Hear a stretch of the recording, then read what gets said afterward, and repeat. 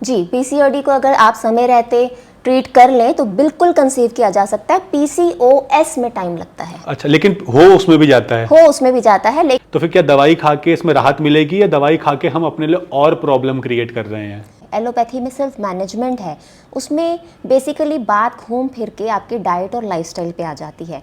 अगर आप पीसीओडी के शिकार हैं तो बेहतर यही होगा कि आप वो हार्मोन्स लेने के बजाय जो आपको एलोपैथी में मिलते हैं, आप अपनी डाइट और लाइफस्टाइल को करेक्ट कीजिए।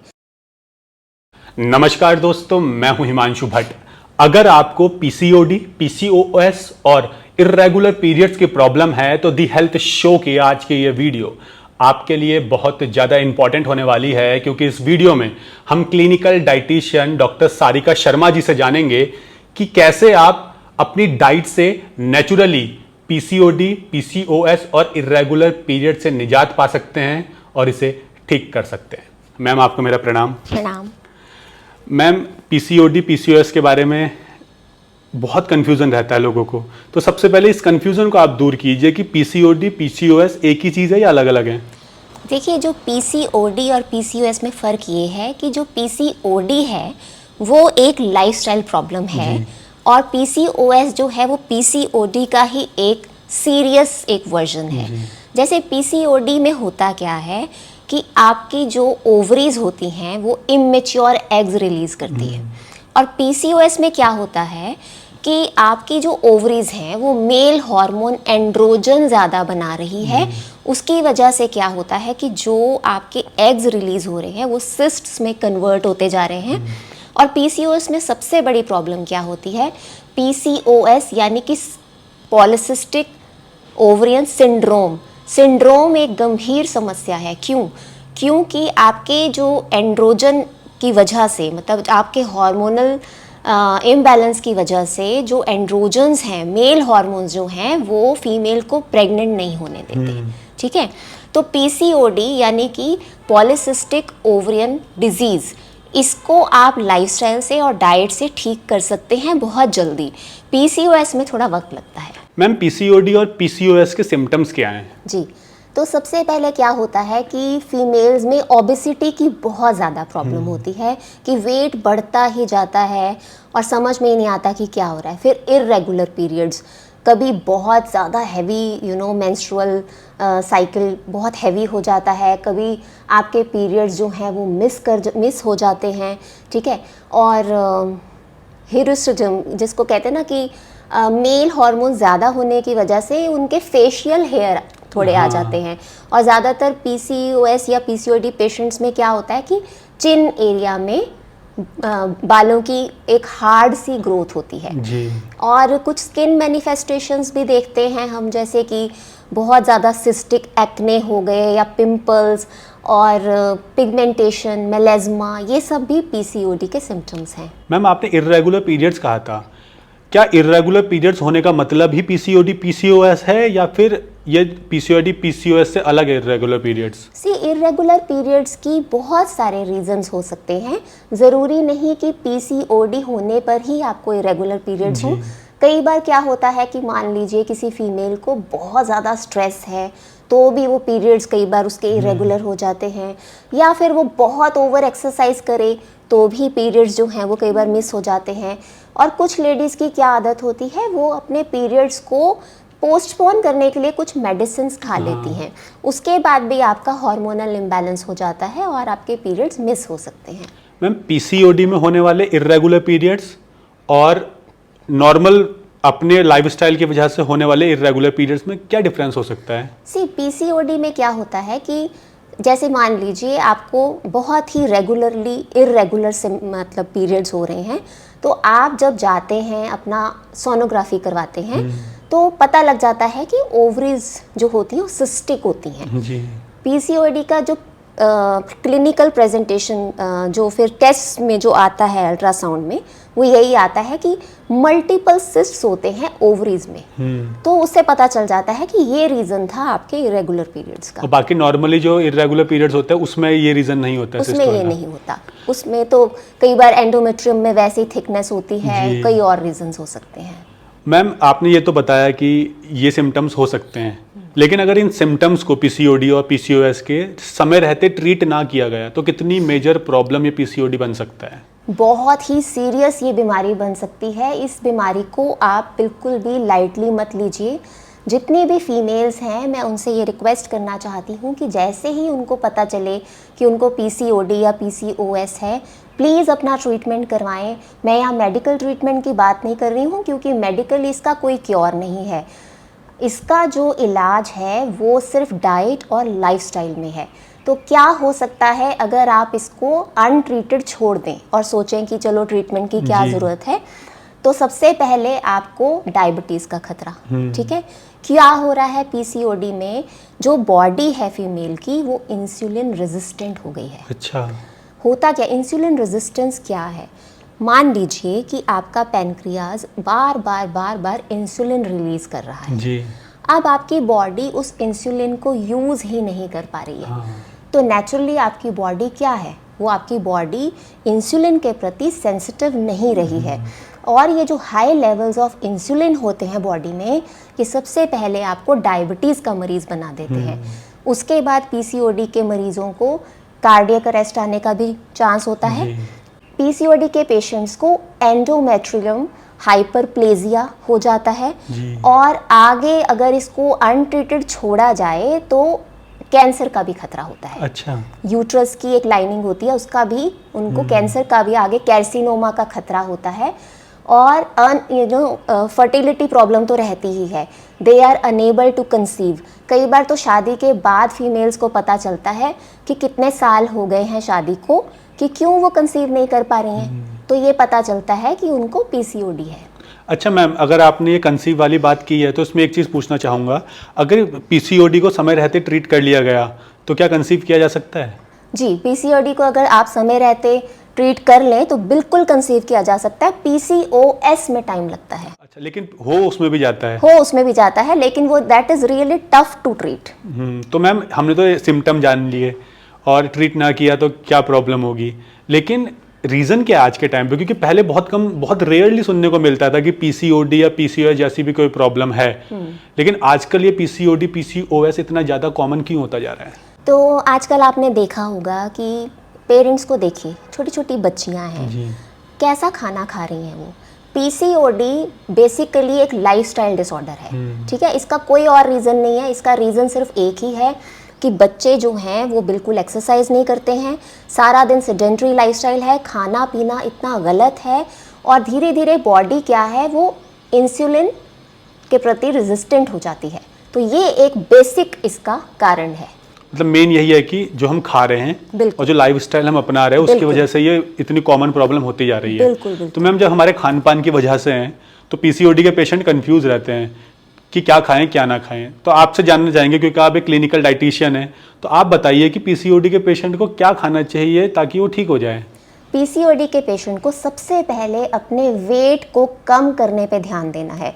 अब उसका मेन गोल यही होना चाहिए कि उसका वेट लूज़ हो। अब वेट लूज़ करने का मतलब ये नहीं है कि you resort to some unhealthy tactics, कि आप डाइटिंग शुरू कर दें और बस अपना मसल लूज़ कर लें और you get deprived of essential nutrients. आपको वेट लॉस कैसे करना है? आपको हेल्दी खाना खाकर इस तरह से वेट लूज़ करना है कि हेल्दी खाना खाने के बाद वेट लॉस एक साइड इफ़ेक्ट की तरह आए, ठीक है। तो आपको सबसे पहले ऐसे फूड्स चूज़ करने हैं जिनका जीआई लो हो। जीआई लो से ग्लाइसेमिक इंडेक्स की बात कर रही हूँ। ग्लाइसेमिक इंडेक्स एक ऐसा मेजरमेंट होता है जो कि खाने के शुगर के देखता है कि आप जैसे ही वो खाना खा रहे हैं आपके ब्लड में वो शुगर स्पाइक कितनी देर में हो रहा है, धीरे धीरे हो रहा है या बहुत फास्ट हो रहा है। तो इसीलिए रिफाइंड कार्बोहाइड्रेट्स, रिफाइंड शुगर्स, बाहर का पैकेट वाला खाना जो बासा खाना जिसे कहते हैं वो बिल्कुल खाना बंद कीजिए। घर का फ्रेश खाना खाइए जो फुल ऑफ न्यूट्रिशन है, फुल ऑफ नॉरिशमेंट है, वो खाना खाइए। अब कई बार क्या होता है, पीसीओडी पेशेंट्स को यही नहीं पता होता कि हाई जीआई और लो जीआई में फ़र्क क्या है, ठीक है। अब मैं एक एग्जांपल देती हूँ।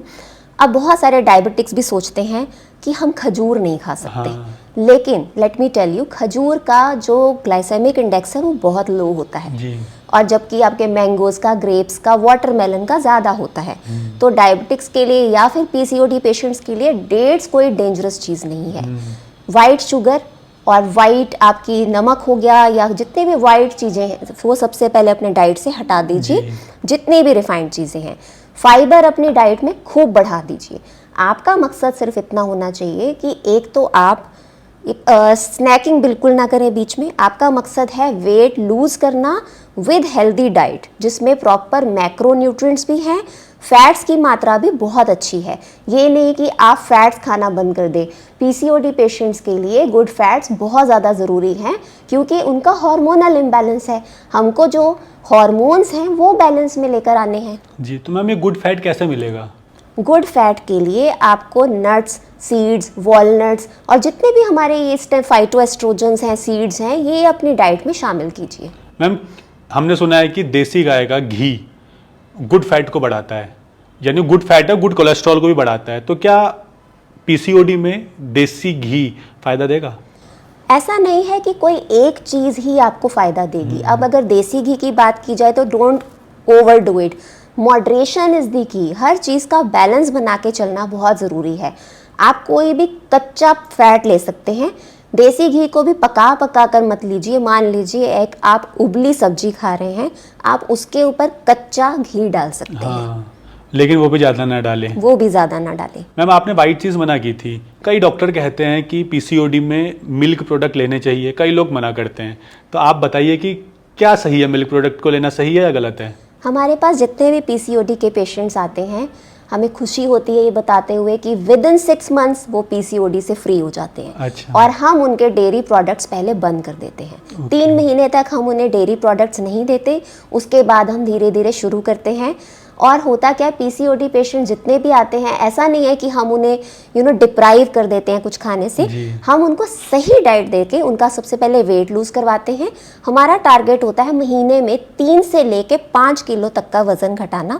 उससे कम भी नहीं, उससे ज़्यादा भी नहीं, क्योंकि हमें बहुत सारी चीज़ें देखनी होती हैं कि पेशेंट का मसल का भी लॉस नहीं होना चाहिए। हाँ मैम, आप 3 से 5 किलो आपने कहा, लेकिन कई लोग तो ऐसे क्लेम करते कि एक महीने में 15 किलो। एक महीने में मैं 20-25 किलो भी घटा सकती हूँ, लेकिन वो बिल्कुल आपकी बॉडी के लिए बहुत बड़ा शॉक होगा and it is totally unhealthy. जो भी आपको ये कहते हैं हम महीने में इतना वेट आपका लूज करवा देंगे, 10 किलो 15 किलो, प्लीज़ उनसे बचिए। मैम क्या पीसीओडी पीसीओएस में सिट्रिक फूड यानी खट्टे फूड खाने चाहिए? बिल्कुल, विटामिन सी बहुत ज़्यादा ज़रूरी है, लेकिन अगेन मैं यहाँ पे ये कहूँगी कि यू कैन नॉट जनरलाइज। हर पेशेंट बिल्कुल डिफरेंट होता है। कईयों को सिट्रस फ्रूट से वैसे ही एलर्जी होती है, तो आप patient to patient anatomy study करके ही आप बता सकते हैं कि ये वाले पेशेंट को ये चीज़ बहुत सूट करेगी और दूसरे को बिल्कुल नहीं करेगी। मतलब ये है कि हर इंसान की अपनी एक अलग अलग बॉडी टाइप होता है, उसके हिसाब से उसकी डाइट निर्धारित होगी। बिल्कुल। और डाइट डॉक्टर ही बताएगा। तो अगर आपको पीसीओडी पीसीओएस के प्रॉब्लम है और आप चाहते हैं कि आपको भी आपकी प्रॉपर डाइट मिले, तो अपनी प्रॉपर डाइट के लिए, प्रॉपर कंसल्टेंसी के लिए मैडम से भी आप कंसल्ट कर सकते हैं। इनका नंबर और एड्रेस आपको नीचे डिस्क्रिप्शन और पिन कमेंट में मिल जाएगा। मैम एक चीज़ पूछना चाहूँगा कि आपके पास बहुत से पेशेंट आते हैं पीसीओडी पीसीओएस और इरेगुलर पीरियड्स के, लेकिन अब तक के एक्सपीरियंस के अकॉर्डिंग सबसे ज़्यादा गलती लोग क्या करते हैं जब उन्हें पीसीओडी पीसीओएस हो जाता है? हमने तो ये देखा है कि जितनी भी लड़कियां, जो छोटी छोटी बच्चियां हॉस्टल में जा रही हैं और फिर हर वक्त वो बाहर का खाना खा रही हैं, इवन मेस का खाना खा रही हैं, उनमें ये बहुत समस्या है। बाकी जो बच्चे हैं, कंपटीशन का ज़माना है, स्ट्रेस भी बहुत ज़्यादा है।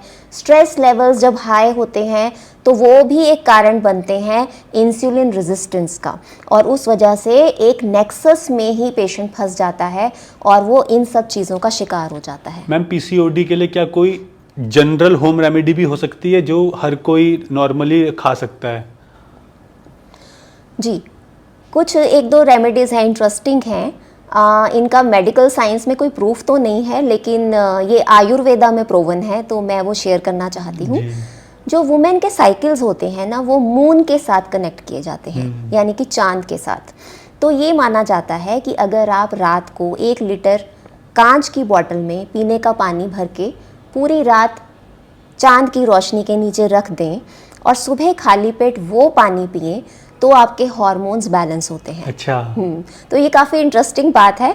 हालांकि मेडिकल साइंस में इसका ये प्रूवन नहीं है, लेकिन आयुर्वेदा की ये एंशिएंट रेमेडी है। अच्छा। जी। और बाकी पीसीओडी के जो पेशेंट्स हैं, आयुर्वेदा में बोला जाता है कि उन्हें खाली पेट उठते ही देसी घी के 2 चम्मच खाली पेट लेने चाहिए और ऊपर से गर्म पानी पी लेना चाहिए और उसके 2 घंटे तक कुछ नहीं खाना चाहिए। तो ये भी एक बहुत ही एंशिएंट रेमेडी है, लेकिन ये भी मेडिकली प्रूवन नहीं है। और डॉक्टर की कंसल्टेंसी बहुत जरूरी है। और आप ये खुद कुछ मत कीजिएगा, आप हमसे सलाह लेकर ही ये सब कीजिएगा, बिकॉज हर पेशेंट की बॉडी बिल्कुल डिफरेंट होती है। आप सबके लिए सेम चीज़ नहीं चल सकती। मैम, कई लोग पीसीओडी में दवाइयाँ खाते हैं, केमिकल वाली, एलोपैथी की दवाइयाँ। तो क्या पीसीओडी में दवाई खाना ठीक है? क्योंकि अगर देखा जाए तो कोई क्योर नहीं है इसका, आप कंट्रोल कर सकते हो। जब क्योर नहीं है तो फिर क्या दवाई खा के इसमें राहत मिलेगी, या दवाई खा के हम अपने लिए और प्रॉब्लम क्रिएट कर रहे हैं?